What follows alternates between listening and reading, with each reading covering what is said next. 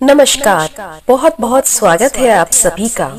आज हम इस वीडियो में जानेंगे पाप मोचनी एकादशी का महत्व और उसकी कथा। तो आइए कथा आरंभ करते हैं। अर्जुन ने भगवान श्री कृष्ण से कहा, हे मधुसूदन, चैत्र माह के कृष्ण पक्ष में आने वाली एकादशी का क्या नाम है? कृपया करके आप मेरी बढ़ती हुई जिज्ञासा को शांत करें। भगवान श्री कृष्ण ने कहा, हे अर्जुन, चैत्र मास के कृष्ण पक्ष की एकादशी को पापमोचनी एकादशी के नाम से जाना जाता है। एक बार की बात है, पृथ्वीपति राजा मानधाता ने लोमेश ऋषि से यही प्रश्न किया था जो तुमने मुझसे किया है। अतः जो कुछ भी ऋषि लोमेश ने राजा मानधाता को बतलाया वही मैं तुमसे कह रहा हूँ। राजा मानधाता ने धर्म के गहरे रहस्यों के ज्ञाता महर्षि लोमेश से पूछा, हे ऋषि श्रेष्ठ, मनुष्य के पापों का मोचन किस प्रकार संभव है? कृपया करके कुछ ऐसा सरल उपाय बताएं जिससे सभी को सहज ही पापों से छुटकारा मिल जाए।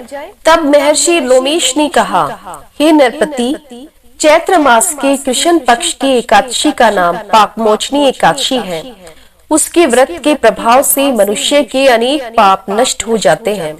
मैं तुम्हें इस व्रत की कथा सुनाता हूँ, कृपया ध्यान पूर्वक कथा श्रवण करो। प्राचीन समय में चैत्रथ नामक एक वन था जिसमें अप्सराएं किन्नरों के साथ विहार किया करती थी। वहाँ सदैव वसंत का मौसम रहता था, अतः उस जगह सदा नाना प्रकार के पुष्प खिले रहते थे। कभी गंधर्व कन्या विहार किया करती थी तो कभी देवेंद्र अन्य देवताओं के साथ क्रीड़ा किया करते थे। उसी वन में मेधावी नाम के एक ऋषि भी तपस्या में लीन रहते थे। वे शिव भक्त थे। एक दिन मंजू घोषा नामक एक अप्सरा ने उनको मोहित कर उनकी निकटता का लाभ उठाने की चेष्टा की। इसलिए वह कुछ दूरी पर बैठकर वीणा बजाकर मधुर स्वर में गाने लगी। उसी समय शिव भक्त महर्षि मेधावी को कामदेव भी जीतने का प्रयास करने लगे। कामदेव ने उस सुंदर अप्सरा के भ्रू का श्रृंगार बनाया, कटाक्ष को उसकी प्रत्यंचा बनाई और उसके नेत्रों को मंजू घोषा अप्सरा का सेनापति बनाया।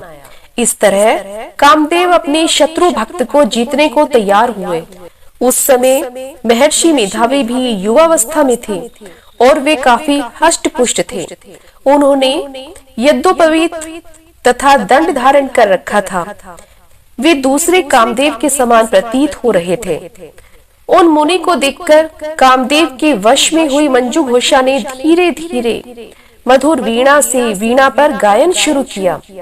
तो महर्षि मेधावी भी मंजू घोषा के मधुर गाने पर तथा उसके सौंदर्य पर मोहित हो गए। वह अप्सरा मेधावी मुनि को कामदेव से पीड़ित जानकर उनसे आलिंगन करने लगी।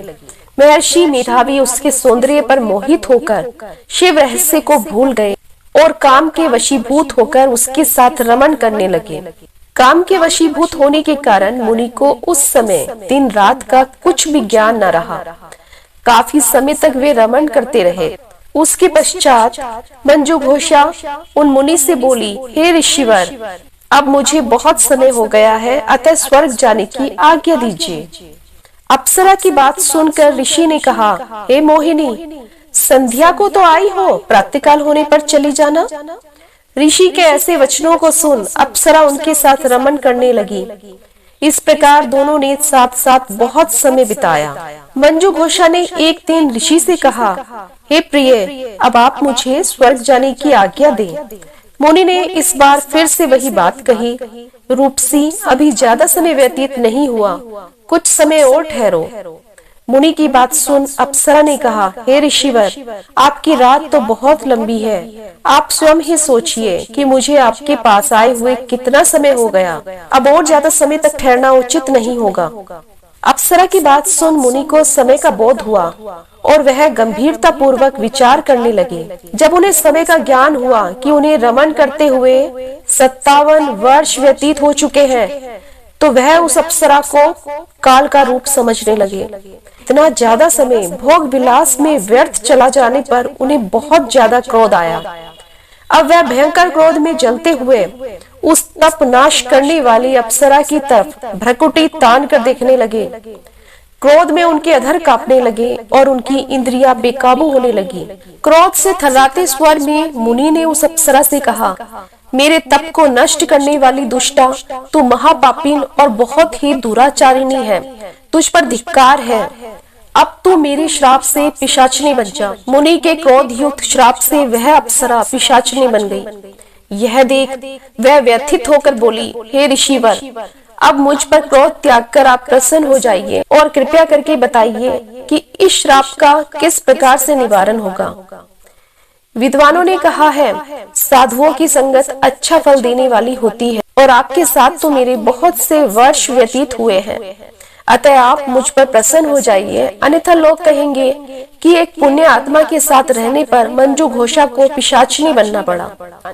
मंजू घोषा की बात सुनकर मुनि को अपने क्रोध पर अत्यंत ग्लानि हुई, साथ ही अपनी अपकीर्ति का भय भी हुआ। अतः पिशाचिनी बनी मंजू घोषा से मुनि ने कहा, तूने मेरा बड़ा बुरा किया है, किंतु फिर भी मैं तुझे इस श्राप से मुक्ति का एक उपाय बतलाता हूँ। चैत्र मास के कृष्ण पक्ष की जो एकादशी है, उसका नाम पापमोचनी एकादशी है। उस एकादशी का उपवास करने से तेरी पिशाचिनी की देह से तू मुक्त हो जाएगी।